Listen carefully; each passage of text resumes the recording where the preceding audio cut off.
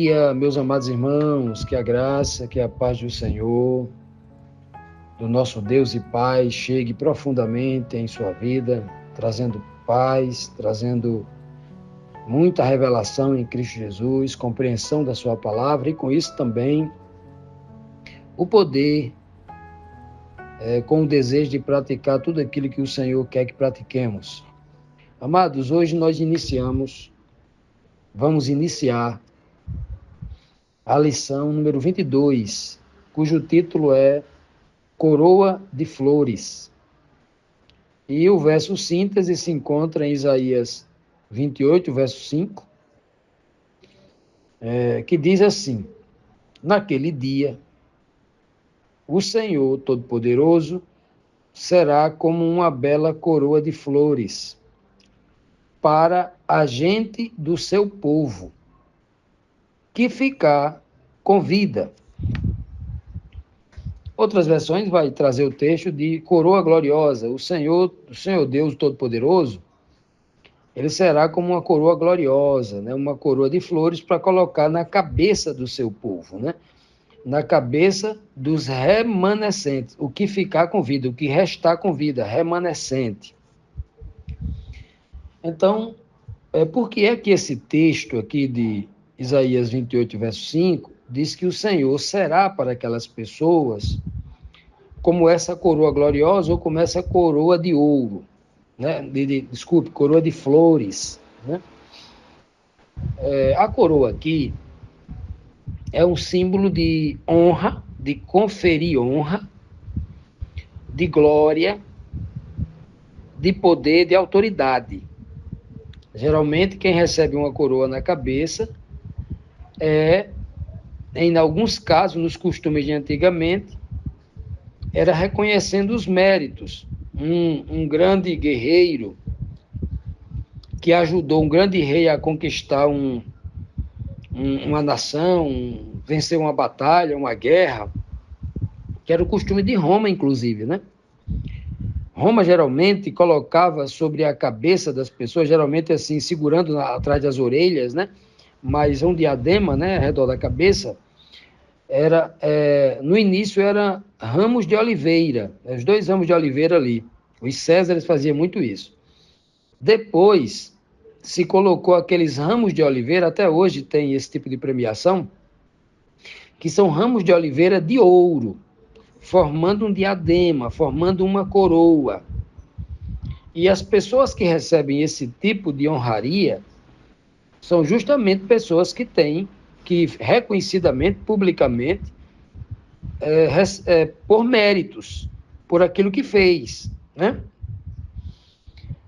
Então, um general, por exemplo, que comandou, por exemplo, uma legião romana contra os bárbaros, tudinho, e aí quando ele chega nos portões de Roma, com aquela quantidade de despojos, né? Com os escravos e um exército que era considerado inimigo e uma ameaça a Roma, foi eliminado no comando daquele general. Aquele general poderia ser condecorado pelo César com uma coroa dessa, com um diadema desse, né? De folhas ou de flores, né? É tanto que quando esses exércitos entravam na cidade, desfilando pelas ruas, o povo lá de cima, lá do alto, ficava fazendo chover pétalas de flores sobre eles, né? Sobre as suas cabeças.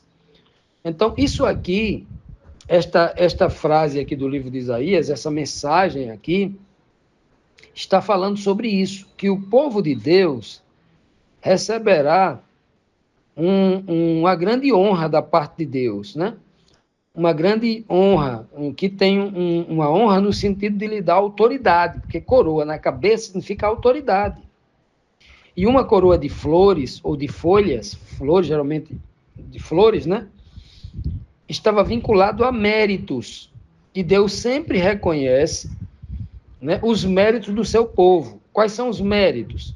Claro que todos os méritos que o povo de Deus consegue, é porque ele concede o poder para isso. Não é a força do homem próprio, sozinho, claro.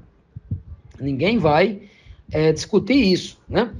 Mas o Senhor, com sua bondade e misericórdia, ele sempre reconhece. Ele reconhece aquela pessoa que se esforçou, aquela pessoa que perseverou, que foi resiliente, que resistiu à tentação, né, até o diabo fugir dele. O Senhor reconhece tudo isso, né?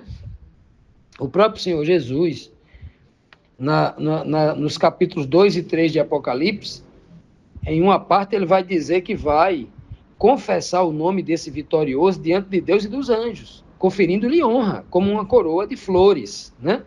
Agora, a beleza do texto aqui não é a visão especificamente de que os santos, o que restar, o remanescente, os que restarem para a vida, os que restarem com vida para viver eternamente, o remanescente fiel de Deus, não é justamente, especificamente, mostrar apenas que eles recebem uma honra da parte de Deus, uma honra revestida de autoridade.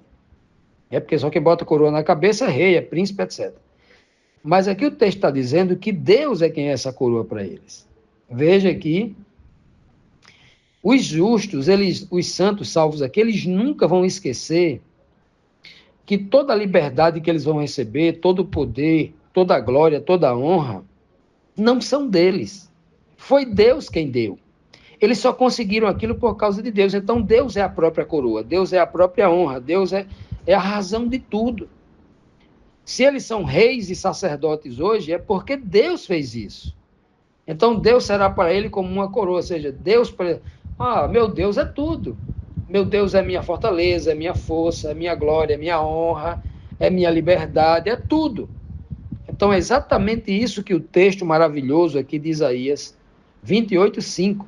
E quão bom seria, né, que todos nós vivêssemos nessa certeza e recebêssemos essa dádiva. Continuando, meus amados irmãos, vamos aqui para a nossa próxima pergunta, a primeira pergunta, na verdade, né, a pergunta número 1 aqui da nossa lição, que diz assim: o que significa dizer que o Senhor castigará a serpente e matará o monstro do mar? Qual é o entendimento profético sobre esse monstro do mar? Vamos ao texto. O texto diz assim, em Isaías 27:1, nós lemos aqui o verso síntese no capítulo 28, né, já que o capítulo 27 é um capítulo mais curto.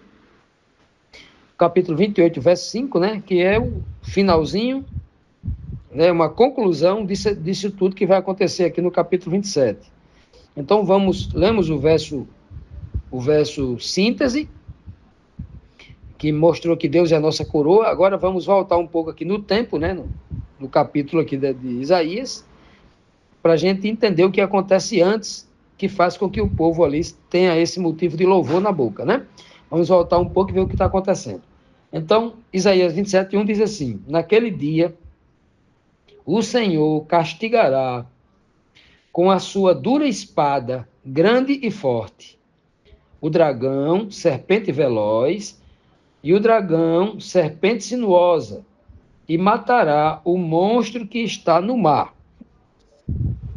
Veja bem, né? Isaías 27:1 é como se ele estivesse prenunciando e preparando todas as bases para as visões que seriam dadas a João lá em Apocalipse 12, quando pela primeira vez no Apocalipse aparece o dragão vermelho, esse que está sendo tratado aqui, um dragão vermelho de 7 cabeças, né? Lá em Apocalipse 12, né?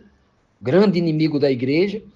E no capítulo 13, o monstro do mar, a besta de 7 cabeças e 10 chifres, que é um braço direito, que é um agente direto, primário do dragão, né? Que é um agente que está a serviço do dragão sobre o mar, sobre toda a terra, sobre todos os povos, nações, multidões e línguas, né? Como diz Apocalipse 17:15, que é o que está sendo dito aqui. Então veja que esta profecia aqui, que está sendo dada no capítulo 27 de Isaías, nada tem a ver com o que está passando o povo do tempo de Isaías, nem no tempo de Jesus. Essa profecia é estritamente para o tempo do fim. Veja que Isaías nunca está falando, em alguns casos, nunca somente para o povo de Israel daquela época. Veja que Isaías está recebendo revelações muito à frente do seu tempo. para a igreja em todas as épocas, mas principalmente para a igreja remanescente do tempo do fim. Ele diz claramente que o Senhor vai castigar com a sua espada. A espada de Deus, ela é grande e forte. Grande no sentido de que ela é maior do que um dragão. É a espada que arranca a cabeça do dragão. É a espada que mata o monstro do mar. Espada nas Escrituras Sagradas, tanto lá em Efésios capítulo 6, nós vamos ver lá que diz que é a palavra do Espírito de Deus, a espada, E se a gente for ver também em Hebreus capítulo 4, versículo 12, nós vamos ver que Deus compara ali, usando o apóstolo, claro, o escritor do livro de Hebreus, dizendo claramente lá que a palavra de Deus é como uma espada de dois gumes. Então, em várias partes da Bíblia, nós temos aqui a espada como sendo uma palavra. E olha que coisa linda. Vou lhe revelar uma coisa de primeira mão aqui. Você sabe por que no Apocalipse 1, da boca de Jesus Cristo, saiu uma espada de dois gumes? Por que essa espada corta dos dois lados? Por quê?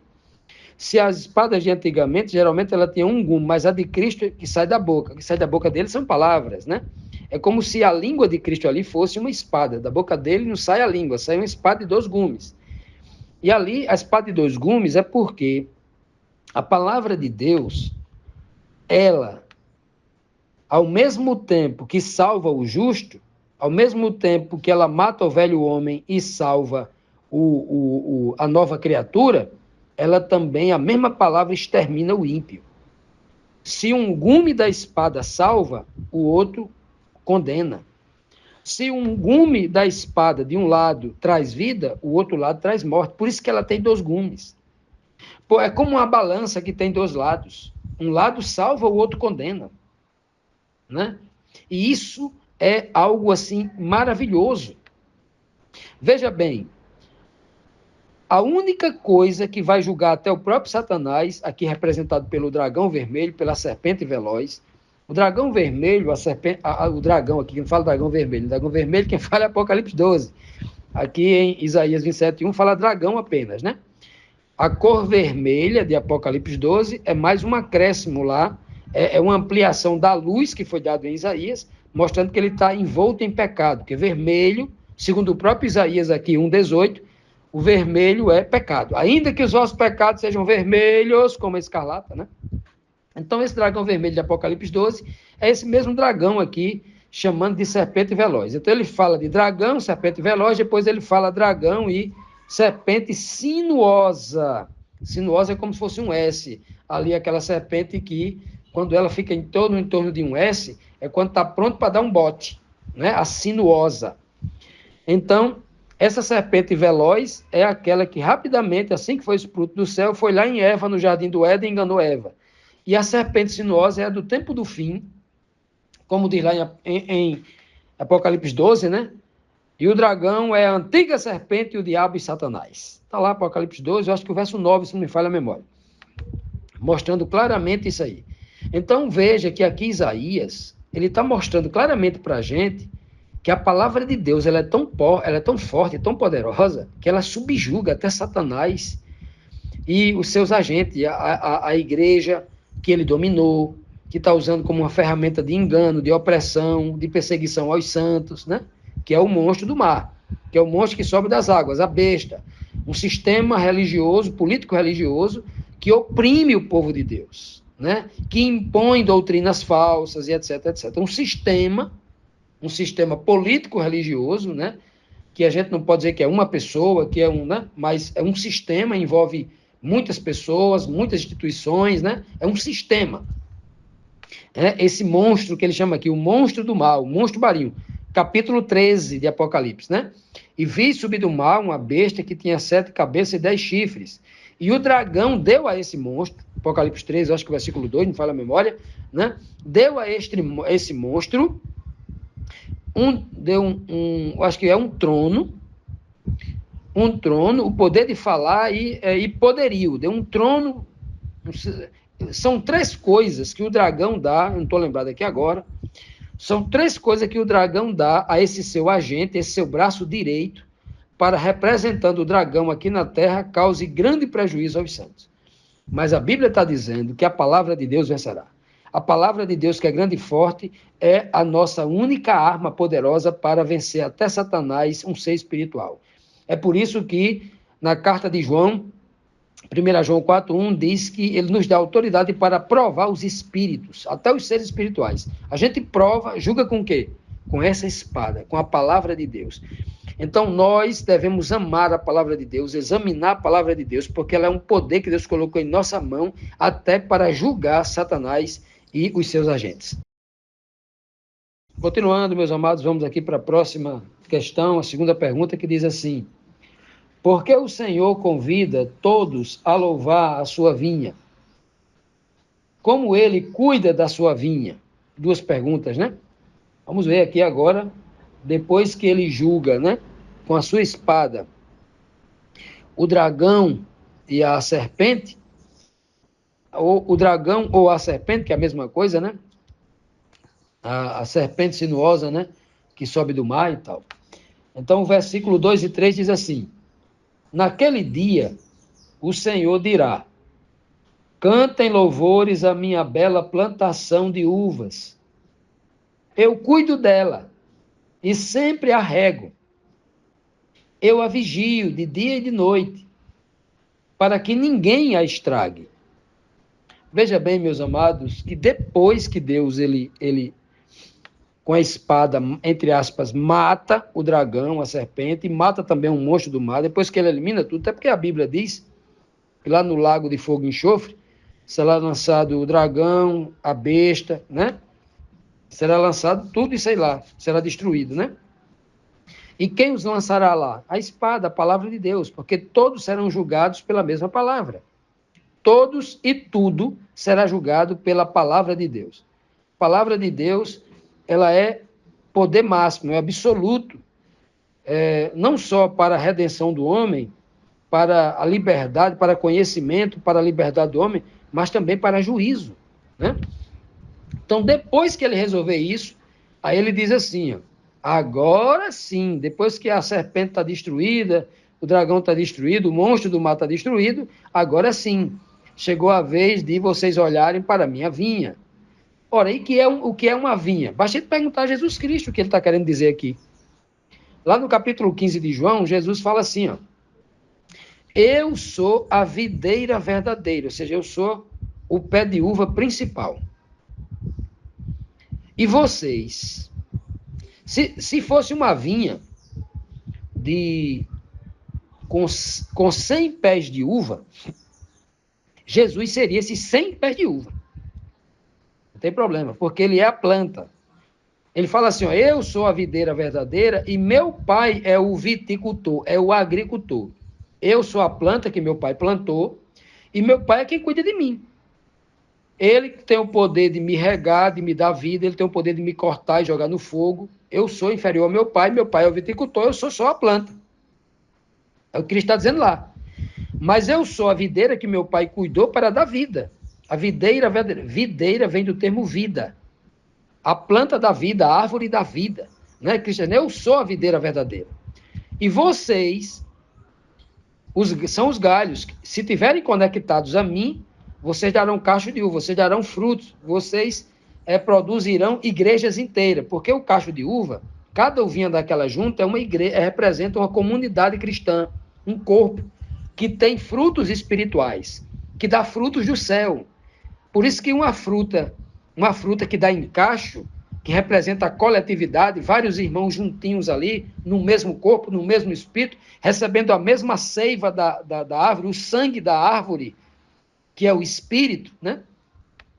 Olha que representação profunda e linda demais está sendo colocada aqui.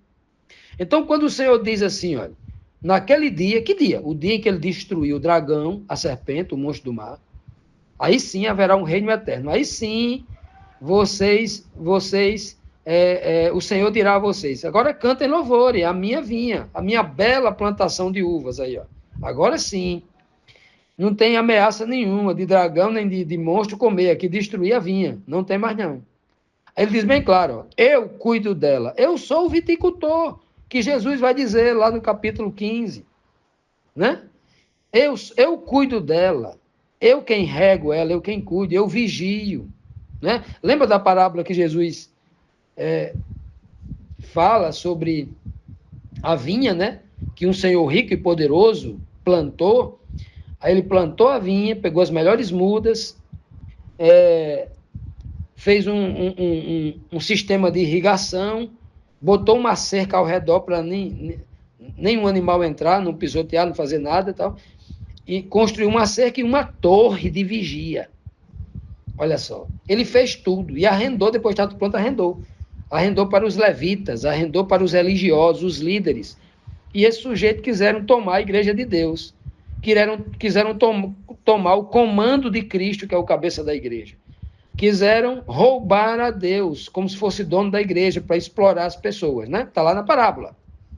Cristo falando contra a liderança religiosa da época, essa parábola, que eles tomaram o templo de Deus, estavam explorando pessoas como se fosse deles aquilo ali.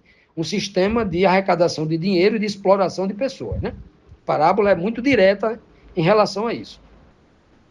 E aqui, quando o Senhor diz para Isaías, olha, depois que tudo tiver resolvido, você vai ver o que é uma vinha, você vai ver o que é uma plantação linda, plantação pessoa, até porque na Bíblia as pessoas são comparadas a árvores, né? A árvores. São muitas tipologias na Bíblia onde nós encontramos pessoas sendo comparadas a árvores, né? Então, essa plantação de vinha, ou seja, uma plantação de vida, não é uma expressão nada mais, nada menos do que o reino de Deus. Depois que o monstro tiver destruído, o dragão, a serpente, aí sim haverá uma plantação de árvores da vida, né? Um verdadeiro jardim de árvores da vida, cristãos que vão viver para sempre. E ele diz bem claro, quem está vigiando sou eu com a minha espada gigante, com a minha espada forte, nenhum mal jamais chegará à minha plantação. Ninguém jamais vai estragar a minha plantação. Ela vai ser uma plantação de delícias, uma plantação de grandes revelações, que isso é o que quer dizer o produto final de uma vinha, que é o vinho.